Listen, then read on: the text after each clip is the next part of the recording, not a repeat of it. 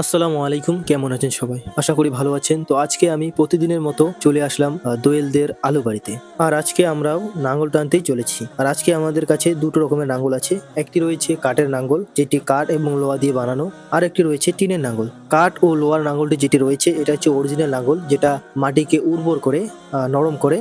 আর যেটা টিন দিয়ে আমরা টানি সেটা ওই নরম মাটি দিয়ে আলুর গোড়গুলো বাঁধতে সাহায্য করে। তো আজকে আমরা ২ রকমের লাঙ্গল টানতে চলেছি, তাই আমাদের লোক সংখ্যা দরকার ৪ জন। আর আমরা ৪ জনে রয়েছে, দোয়েল ও দোয়েলের বাবা আর আমি এবং ইলিপ। দোয়েল ও দোয়েলের বাবা লাঙ্গল টানছে আর আমরা দুজন টিন টানতেছি। তো আজকের জমিটা অনেক ছোট, তাই তাড়াতাড়ির মধ্যে এই কাজটি শেষ করে ফেললাম।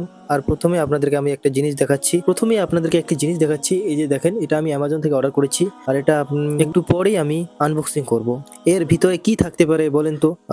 আমি বলে দিচ্ছি, এর ভিতরে রয়েছে একটি ব্যাকগ্রাউন্ড, যেটা পিছনে যে পর্দাগুলো লাগানো হয়, গ্রিন পর্দা। তো এই সবুজ পর্দা আমি নিয়ে এসেছি অর্ডার করে অ্যামাজন থেকে।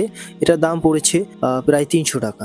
তো এইমাত্র আমাদের লাঙ্গল টানা শেষ। তো বন্ধুরা, আমাদের এখন এই জমির কাজ শেষ। এখন আমরা যাব গাছের ডাল কাটতে। এখন আমরা চললাম গাছ কাটার উদ্দেশ্যে, কারণ আমাদের একটু গাছ কাটতে হবে। গাছের ডালগুলো বড় বড় হয়ে গেছে এবং এর জন্য মানুষের ক্ষেতের অসুবিধা হয়, তাই আমরা চললাম ডাল কাটার উদ্দেশ্যে।